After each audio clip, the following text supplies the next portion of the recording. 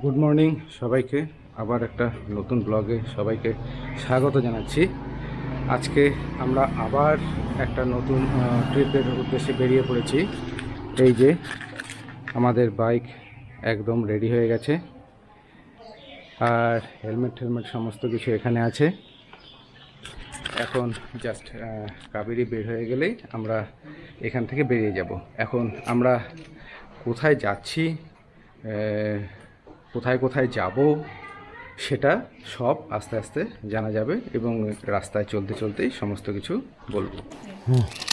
এখন আমরা মোটামুটি রেডি হয়ে গেছি। এখন এই যে বাবা প্রতিবার মতো উপরে মা আছে, আর এই যে পিছনে কাবেরী আছে। এখন আমরা রওনা দিচ্ছে।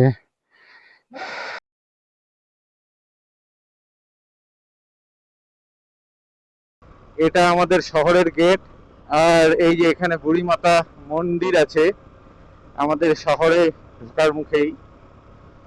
এখন বাজে 8:40। আমাদের বের হওয়ার কথা ছিল এই 6:30টার দিকে।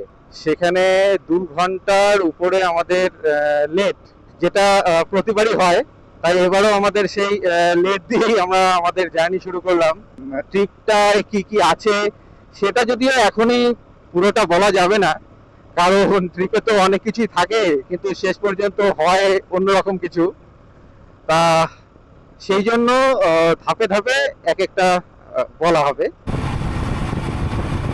হলো জামালদার সৎসঙ্গ বিহার বা অনুকূল ঠাকুরের আশ্রম। তো এখানে কাবেরী গিয়ে একটু প্রণাম করে আসলো, এই যে। আর এখন আবার এখান থেকে আমরা রওনা দেব। এখান থেকে শিলিগুড়ি 84 কিলোমিটার। তা আমাদের হয়তো 84 কিলোমিটার যেতে হবে না। আর এই জায়গাটার নাম হলো চ্যাংড়াবান্ধা। এইখান থেকে বাংলাদেশে যাওয়ার রাস্তা রয়েছে, মানে গেট রয়েছে। মানে এখান থেকে ওই মালবাহী ট্রাকগুলো, মানে যে সমস্ত মাল যাতায়াত করে, সেই সমস্ত ট্রাক এই গেট দিয়ে বাংলাদেশে ঢোকে। সেই জন্য এই জায়গাটাতে ট্রাকের খুব ভিড়। তিস্তা নদীর চর, এখানে কাশফুল একেবারে সেই ফুটে আছে এখানে।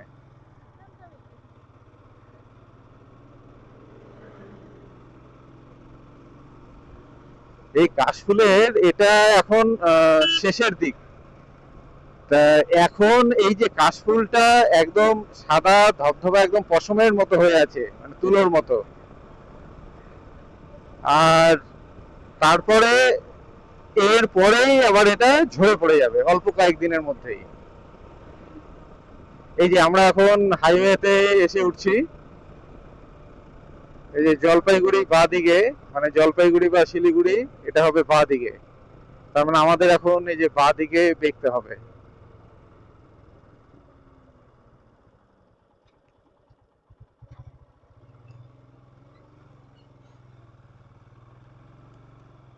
এই যে বাঁ দিকে এখন আমাদের দেখতে হবে।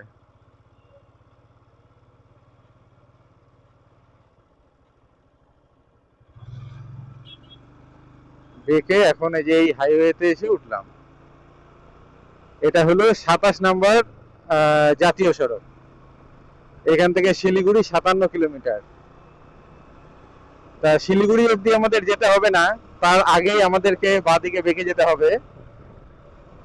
যাই হোক, এখানে যদি আমরা আর একটু তাড়াতাড়ি রওনা দিতে পারতাম, তাহলে এখানকার যে কাশ ফুলগুলো আছে এই জায়গাটাতে একটু যাওয়া যেত।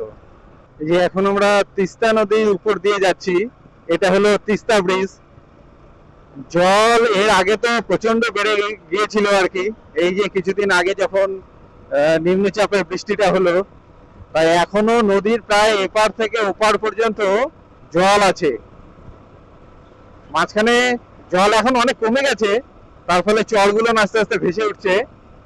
আর এখানে রোড ব্রিজ আছে দুটো, ওপাশে রেল ব্রিজ আছে আবার দুটো। আগে এখানে একটাই ব্রিজ ছিল, আর একটা রেল ব্রিজ ছিল, মানে একটা রোড ব্রিজ আর একটা রেল ব্রিজ। জলপাইগুড়ি ক্রস করলাম। জলপাইগুড়ি ক্রস মানে এটা পাহাড়পুর মোড়টা গেল। এরপরে তো আরো দুটো মোড় আছে মানে জলপাইগুড়ি ঢোকার। এই বাঁ দিকটাতে পড়ে জলপাইগুড়ি এই হাইওয়েটার। তা এই হাইওয়ে থেকে জলপাইগুড়িতে ঢোকার বেশ কিছু রাস্তা আছে পর পর পর। এটা সার্কিট হাউস বলি কেন, এটা হলো মানে যে বেঞ্চটা আছে ওই যে আমাদের হাইকোর্টের, সেই হাইকোর্টের সার্কিট বেঞ্চ। এই পুরো এরিয়াটা হলো হাইকোর্টের সার্কিট বেঞ্চ।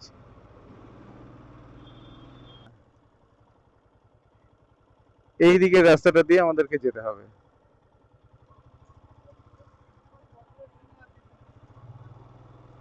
এইটা দিয়ে গিয়ে ওই যে মেইন রোডটা আছে সেই মেইন রোডটাতে উঠবে, মানে এটা একটা শর্টকাট হলো।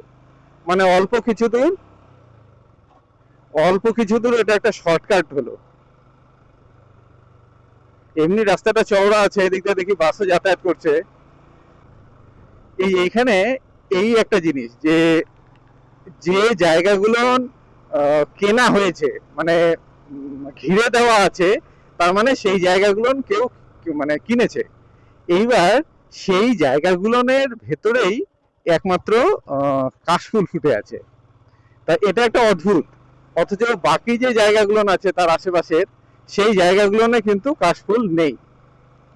তাই এটার একটা কারণ যেটা আমার মনে হয় যে এই যে কেউ একটা জায়গা কিনলো, কিনে সেটাকে ঘিরলো, ঘেরার পর এবার সেটার মধ্যে মাটি তোলে।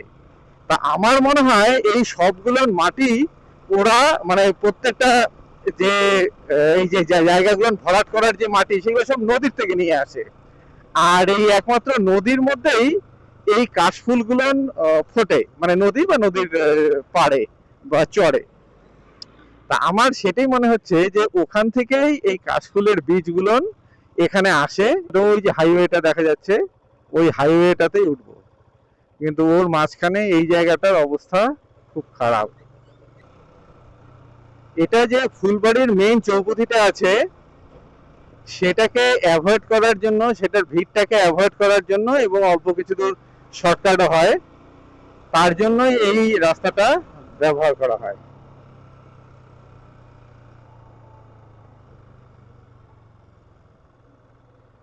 এই যে এখন আমরা হাইওয়েটাতে এসে উঠলাম। আমরা এইবার পূর্ণিয়া যাব না, আমরা যখন ফিরবো এই যে ব্যারেজ, এটা এই তিস্তা নদীর উপর বা এর বোধহয় একটা খাল নাকি, এই খালের উপর এই যে এই ব্যারেজটা। আর এই যে এইদিকে কাশবন, সব সাদা হয়ে আছে। এই দিকটাতে ওই দূরের যে আছে এই বাঁ দিকটাতে, এই দুই দিকেই সব সাদা হয়ে আছে। এগুলো যদি আগে আসতে পারতাম তাহলে এই জায়গাটাতে ওঠা যেত, কিন্তু এখন আর সময় হবে না, কারণ আমাদের যেতে হবে অনেক দূর। এখনো আমরা কিছুই আসিনি, মানে ওই আর কি 150 কিলোমিটার আসছি। এখনো প্রায় 400 মানে 370 কিলোমিটারের মতো আমাদের এখান থেকে যেতে হবে। এই যে এই রাস্তাগুলো নেই, এই যে এরকম করে যার যখন খুশি ওরা এপাশ থেকে ওপাশ চলে যায়। এটা ন্যাশনাল হাইওয়ে 27 মানে 27 নম্বর জাতীয় সড়ক। আমরা ডান দিকে বেঁকে আড়ারিয়া হয়ে মুজফ্ফরপুর যাব। এর মাঝখানে বড় জায়গা আছে আড়ারিয়া। আড়ারিয়া ওই এখান থেকে 150 কিলোমিটারের মতো হবে। আবার আড়ারিয়া থেকে আবার মুজফ্ফরপুর এরকম 150-200 এরকম হবে। মানে মোটামুটি শিলিগুড়ি আর মুজফ্ফরপুরের মোটামুটি মাঝামাঝিতে আড়ারিয়া আছে। এই যে এখানে এসে গতবার একটা গন্ডগোল হয়েছিল, মানে ভুল করে ওইদিকে রাস্তাটাতে চলে গেছিলাম। তাই এইবার দেখি এখানে আবার কি গন্ডগোল হয় না হয়। ও সেই তো আবার আমাদেরকে এদিক দিয়ে ওই সামনের মোড়টার থেকে দেখতে হবে। এই জায়গাটাতে এসেই গতবার জিজ্ঞাসা করছিলাম যে ভুল করে এই রাস্তাটাতে চলে আসছিলাম। ঠিক এইখান থেকে আমরা আবার দেখছি, এইবারও ঠিক একই রকম হলো, ব্যাপারটাই তো বুঝলাম না। হ্যাঁ, না গতবারও ঠিক এইখান থেকে এইভাবেই ঘুরছিলাম। এই যে ডান দিকের যে রাস্তাটা গেল, এই রাস্তাটা গেল নকশালবাড়ি। নকশালবাড়ি খুবই বিখ্যাত একটা জায়গা, যে নকশাল আন্দোলন, সেই নকশাল আন্দোলন এই গ্রাম থেকেই উৎপত্তি লাভ করে এবং সেই আন্দোলন পরবর্তীকালে গোটা পশ্চিমবঙ্গ এবং গোটা ভারতবর্ষ সেটা ছড়িয়ে পড়ে। তা এই হলো সেই নকশালবাড়ি। আমরা ওই মোড় থেকে এই যে রাস্তাটা ধরলাম, এই রাস্তাটা দিয়ে আমাদের প্রায় 10 কিলোমিটারের মতো যেতে হবে। তবে একটা জিনিস, যেটা এর আগের বার আমি যখন এসেছিলাম এই রাস্তাটা দিয়ে, তার তুলনায় এখন রাস্তাটা অনেক ভালো। এই যে আই লাভ খড়িবাড়ি, এই যে এখানকার যে চা বাগান ঠা বাগান গুলো আছে, এই চা বাগান গুলো নেই লোকে ঘুরতে আসে। খুব সুন্দর এই জায়গাটা। এই যে চা বাগানের মাঝখান দিয়ে এই রাস্তাটা, একদম রাস্তার ধারেই চা বাগান। খুব সুন্দর এই জায়গাটুকু। এই রোডের মধ্যে এই জায়গাটাই হলো সবচেয়ে সুন্দর। এই যে আমরা ওই রাস্তাটা থেকে বাঁ দিকে টার্ন নিয়ে এই যে আবার ন্যাশনাল হাইওয়েতে এসে উঠলাম। এটা 327 নাম্বার ন্যাশনাল হাইওয়ে। এটা এই ন্যাশনাল হাইওয়ে ধরে এখন আমাদের চলতে লাগবে। এটা দিয়ে প্রায় আমাদের 100 কিলোমিটারের মতো চলতে হবে। তার মানে আগামী মানে অন্তত 2 ঘন্টা আমরা এই হাইওয়েটার উপরে আছি। এখনো আমরা ওয়েস্ট বেঙ্গলের মধ্যেই আছি। এরপর আমরা ওয়েস্ট বেঙ্গলের বর্ডার ক্রস করে বিহারে ঢুকবো। এই যে এখান থেকে রাস্তাটা 4 লেনে আবার এসে উঠলাম। মানে এতক্ষণ তো অবস্থা খুব খারাপ ছিল, এখন অন্তত যেটা দেখছি যে এটা 4 লেনে এসে উঠলাম। এখন সেটা কতদূর কি থাকবে ঠিক সেটা বলতে পারছি না, তবে আপাতত এটা 4 লেন। এখান থেকে আড়ারিয়া 98 কিলোমিটার দেখাচ্ছে। কিন্তু এই যে রাস্তাটার যা হাল দেখতে পাচ্ছি, এ মনে হয় না যে স্বাভাবিক অবস্থায় যেতে পারবো। মানে নর্মাল অবস্থা আছে রাস্তাটার। এই যে পুরো রাস্তাটা এরকম। আমি এই রাস্তাটার ব্যাপারটাই বুঝতে পারলাম না। এর আগে যখন আসলাম তখন তৈরি হওয়ার জন্য এরকম একবার এপাশ একবার ওপাশ, আবার এখন যখন রাস্তাটা তৈরি হয়ে গেছে তখন আবার সেই একই অবস্থা। মানে এখনো আবার এই যে এদিকে রিপেয়ার ওদিকে রিপেয়ার, এদিকে ভাঙা ওদিকে ভাঙা। আমি এই গোটা রাস্তাটা একদম ভালো একবারও দেখলাম না, যে 2বার আসলাম আমি। এই যে আড়ারিয়া এখান থেকে 41 কিলোমিটার। এখন আর একটা যেটা ব্যাপার, এই রাস্তাটা যে জায়গার উপর দিয়ে গেছে সেইখানে জনবসতি একদম নেই।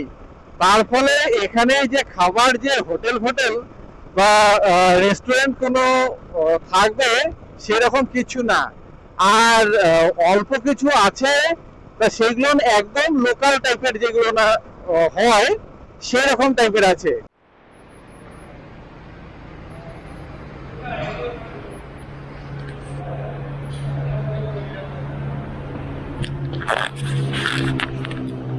আমরা এখন এই আড়ারিয়া থেকে কত হবে 40 কিলোমিটার আগে একটা রেস্টুরেন্ট পেয়ে গেলাম। রেস্টুরেন্টের নাম সঙ্গত রেস্টুরেন্ট। এই রেস্টুরেন্টটাতে আমরা দুপুরের খাবার খেয়ে নিলাম। আমাদের সমস্ত জিনিসপত্র এই যে এখানে আছে। আর এখানে আমরা আজকে ভেজ থালি খেয়ে নিলাম, 80 টাকা করে নিল। বেশ ভালো, মানে 80 টাকাতে যা হয় তাই। আলু ভাজা দিয়েছে, একটা তরকারি, পাঁপড় ভাজা, ডাল, তারপর স্যালাড বলতে যে পেঁয়াজ, আর এই তো, আর প্রত্যেকটাই যেচে যেচে আবার দিল। তা রেস্টুরেন্টটা বেশ ভালো, নতুন, প্রথম মোটামুটি পরিষ্কার পরিচ্ছন্ন আছে।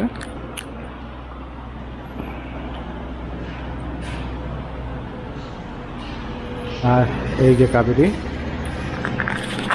আমাদের দুজনেরই খাওয়া হয়ে গেল। এখান থেকে বলতে গেলে আমরা এখনও অর্ধেক রাস্তা এলাম, বা এখনও আসিনি, এখনও 20 কিলোমিটার গেলে মোটামুটি অর্ধেক রাস্তা আসা হয়। তা সেই জন্য মোটামুটি বলা যায় যে আমরা অর্ধেক রাস্তা আসলাম। 5 ঘন্টা 5.5 ঘন্টার মতো তো সময় চলে গেল। এবার আরও এই 5 ঘন্টা বা 5.5 ঘন্টার মতো সময় লাগবে। ওই পৌঁছতে 8টা তো বেজেই যাবে। তা এখন এখান থেকে রওনা দিলে প্রথমেই পড়বে আড়ারিয়া, তারপর মুজফ্ফরপুর। আড়ারিয়া এখান থেকে 40-50 কিলোমিটারের মতো আছে। আড়ারিয়াকে বাইপাস করে আমরা বেরিয়ে যাব। আর এই যে বাইরে আমার বাইক দাঁড়িয়ে আছে। আর খাওয়া দাওয়া কেমন হলো? ভালোই ছিল, টেস্ট। হ্যাঁ, মোটামুটি ভালোই ছিল। তো এখন এখানে 2 মিনিট অল্প একটু বসে রেস্ট নিয়ে তারপরে এখান থেকে আবার আমরা বেরিয়ে যাব।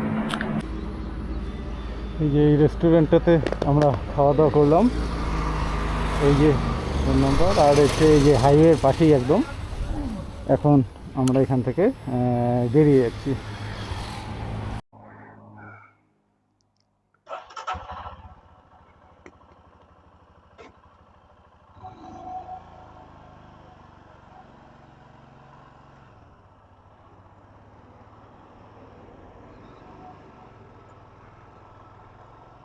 এখন বাজে 2:30টা। এখান থেকে 1000 টাকার তেল ভরায় নিলাম। এটা আড়ারিয়াই বলা যায়। আড়ারিয়া এখান থেকে 5 কিলোমিটারের মতো।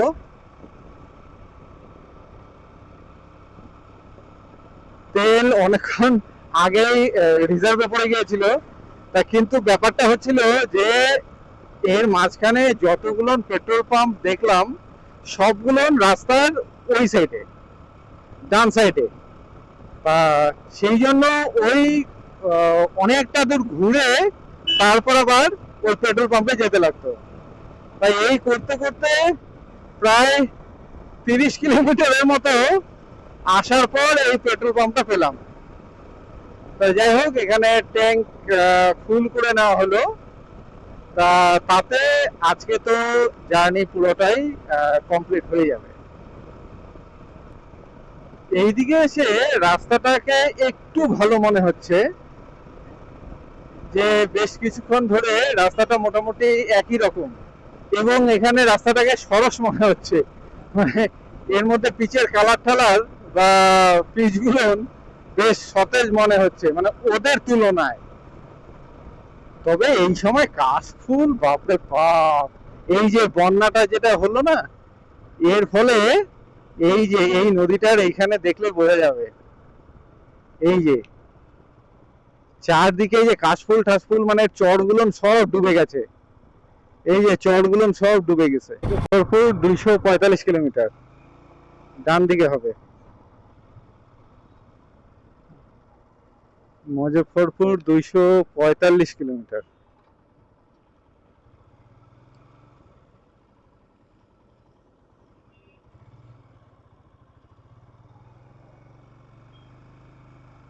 ওহো,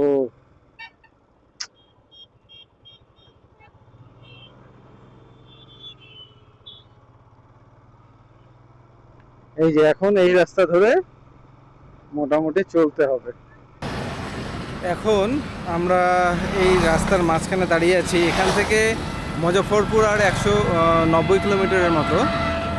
আর এখন অল্প একটু একটা বলতে গেলে ওয়াটার ব্রেক বা জল খাওয়ার একটা বিরতির জন্য এখানে দাঁড়ালাম। আর একটা যেটা, সেটা হঠাৎ করে দেখি অনেকক্ষণ ধরে এই ক্যামেরাটা কাজ করছে না।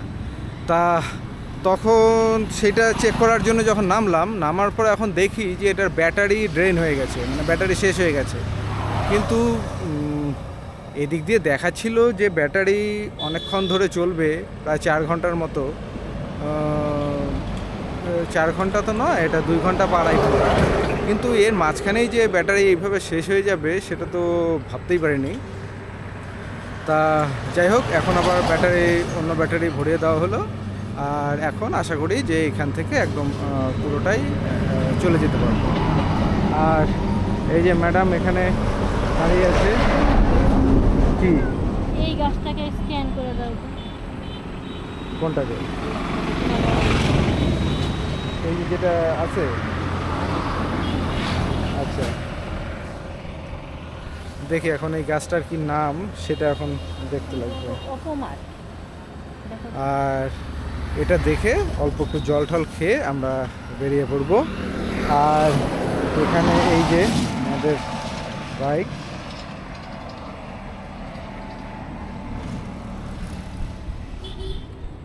এই যে যারা রাস্তাটা, এই রাস্তাটা এত জঘন্য যে মাঝখানে, তবু আড়াড়িয়ার পরের থেকে রাস্তাটা একটু ভালো বলতে আগের থেকে ভালো, কিন্তু পটহোল বা যে গর্তে ভর্তি, গোটা রাস্তাটা ভাঙা। তার ফলে এমন অবস্থা হয়ে গেছে যে এখানে যে নিশ্চিন্তে চালানো যায় না।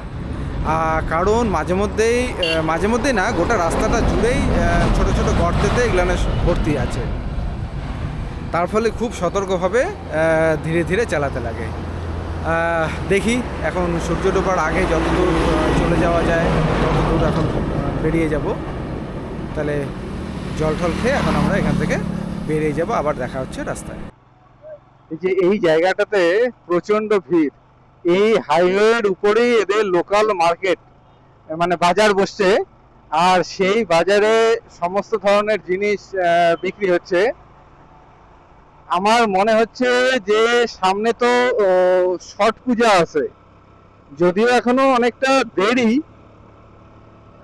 কিন্তু ওরকম লাগলো যে অকেশনের যে বা পার্বণের যে সেই চুড়ি, তারপরে এরকম বিভিন্ন জিনিসপত্র, পোশাক আশাক, এগুলো সব বিক্রি হচ্ছে।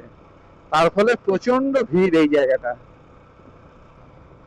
ওখানে হ্যাপাজার্ডলি যেভাবে পারতেছে, মানে আমাদের একদম লোকাল জায়গাগুলো যেরকম হয়, নিজেদের মধ্যে আন্ডারস্ট্যান্ডিং করে এক একজন ক্রস করছে, ঠিক একই রকম ভাবে ওই জায়গাটাতেও হচ্ছে, অথচ এটা হাইওয়ের উপরে। এখানে অন্তত পুলিশের বা ট্রাফিকের ব্যবস্থা করতে হতো। যাই হোক, সেটা পার হয়ে চলে আসলাম। আর সবচেয়ে বড় যেটা ব্যাপার, এই যে সূর্য মহারাজ, ইনি এমন একটা অ্যাঙ্গেলে এখন দাঁড়িয়ে আছে, একেবারে চোখের মধ্যে এসে পড়ছে। তার ফলে কিচ্ছু দেখতে পাওয়া যাচ্ছে না যে সামনে কি আছে। মানে অনেকটা রাত্রিবেলায় চোখে হেডলাইট পড়লে যেরকম ব্যাপারটা হয়, সেই রকম ব্যাপারটা হয়েছে। এই যে সামনে কি আছে কিচ্ছু দেখা যায় না। এই যে একেবারে ঠিক চোখের মধ্যে সূর্যের আলোটা।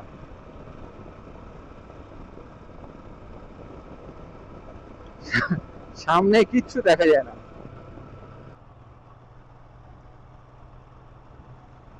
কি সুন্দর লাগতেছে। গত বছর ঠিক এইখানেই, এই সমস্ত জায়গাতেই কাবেরীর ব্যাগ পড়ে যায়, এবং তার উপর দিয়ে আবার আর একটা গাড়ি চলে যায়। ফলে ভিতরের যে জিনিসপত্রগুলো ছিল, একটা টিফিন বক্স টক্স ছিল, সেগুলো সব চ্যাপ্টা হয়ে যায়। তা কি দারুণ এই জায়গাটা। এই জায়গাটা পুরোটা একটা জলাভূমি বা দোলাভূমি, ওর মধ্যে একদম কাশে ভর্তি। আর কাশগুলো যে ঘনভাবে হয়েছে তা না, কাশগুলো হালকা হালকা হবে, ফাঁকা ফাঁকা হবে। তার ফলে সবুজ আর সাদা এই দুটার মিক্সটা খুব সুন্দর হয়েছে। আর এদিক দিয়ে সূর্য অস্ত যাচ্ছে।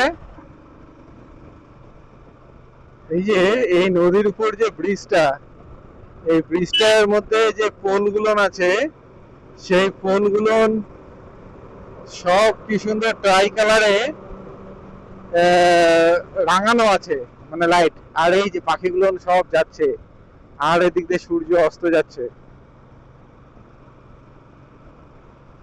খুব সুন্দর এই এই সময়ের এই মানে এই জায়গাটাতে হলো বেশ কিছু ভালো ভালো দৃশ্য দেখা গেল। আর এই যে যেটা বলছিলাম, এই যে পোলগুলোকে সবগুলোকে ট্রাই কালারে রাঙানো আছে, মানে লাইট লাগানো আছে, তার ফলে দূরের থেকে খুব সুন্দর লাগছে।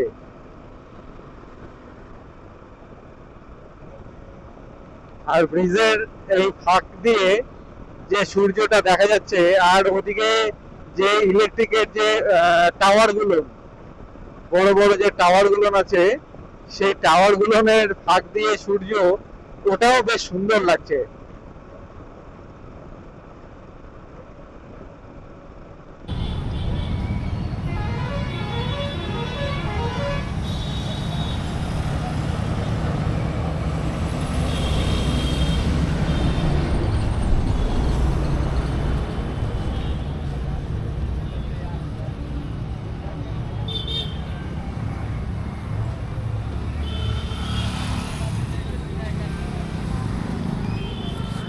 এই জায়গাটার নাম হলো ফুলপাড়াস। এটা এখনও আমরা মুজফ্ফরপুর থেকে প্রায় 130 কিলোমিটারের মতো দূরে আছি। এখন তো প্রায় 6টার মতো মনে হয় বেজেই গেল নাকি, 5:30 তো বেজেই গেছে অন্তত। তা এখন এখানে একটু দাঁড়ালাম চা বিরতির জন্য। এটা হয়ে গেলে আমরা একবারে এখান থেকে বেরিয়ে যাব, মানে সোজা মুজফ্ফরপুর অবধি হয়তো চলে যাব। আর এই জায়গাটা বেশ জমজমাট। এখানে যে খাওয়ার যে ভ্যারাইটিগুলো আছে সেগুলো কিন্তু অনেক আছে এখানে। এই যে এখানে যেমন ফালুদা যে ফালুদার দোকান আছে, শরবত টরবত টাইপের, তারপরে সিঙ্গারা এবং চপ এবং দই দিয়ে কিছু বানানো, এরকম বিভিন্ন যে আমাদের খাবারগুলো আছে তাদের কিন্তু এখানে একদম সমাহার। তা ওই জন্য চা এবং তার সাথে এরকম একটু টিফিন এখান থেকে করে নিয়ে তারপর ধীরে ধীরে, এখন তো রাত্রি হয়ে গেল, তার ফলে তো বেশি জোরে বা স্বাভাবিক গতিতে আর বাইক চালানো যাবে না, এখন একটু ধীরে ধীরেই চালাতে হবে, মানে যেহেতু যে অপোজিট সাইড থেকে লাইট চলে আসে।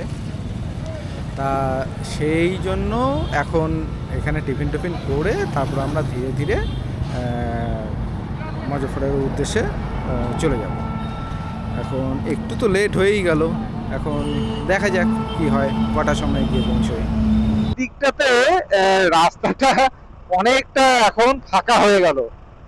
এতক্ষণ পর্যন্ত এই রাস্তার উপর প্রচন্ড মানে ট্রাফিক ছিল, তা বড় বড় ট্রাক এবং গাড়ি টাড়ি বাইক ইত্যাদি অনেক কিছু।